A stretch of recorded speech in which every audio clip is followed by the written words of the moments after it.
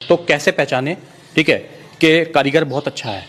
अच्छे कारीगर की सबसे पहली क्वालिटी मैं आपको बता देता हूँ। अच्छे कारीगर की सबसे पहली क्वालिटी होती है, देखो, एक तो रेट में बिल्कुल कॉम्प्रोमाइज़ करेगा नहीं, रेट सस्ते नहीं पकड़ेगा, अच्छे रेट लेगा, जेन्युइन रेट लेगा। दूसरी चीज़ क्या होती है, दूसरी चीज़ ये होती है, अच्छा कारीगर वो होता है भाई जो मालिक को अच्छा मशवरा दे, है ना। मालिक का अगर कहीं 10 रुपये का काम हो रहा है तो उसको 5 में कराए, उसी तरीके का काम, नुकसान ना हो मतलब ज़्यादा के। वो अच्छे कारीगर की पहचान होती है। देखो, शक्ल देख के तो आप पहचान नहीं सकते, काम देख के ही पता लगता है कि अच्छा काम है। तो मैं ये कहना चाहूँगा, देखो ऑडियंस से भी, जब भी आप काम दो किसी को अपना, तो पहले भाई उसका काम देख लो, है ना, उसका काम कैसा है। देखो, काम ही बोलता है कि अच्छा है या घटिया है, काम ही बताता है कि कारीगर अच्छा है घटिया। तो यही पहचान होती है, बाकी शक्ल से किसी को कोई पहचान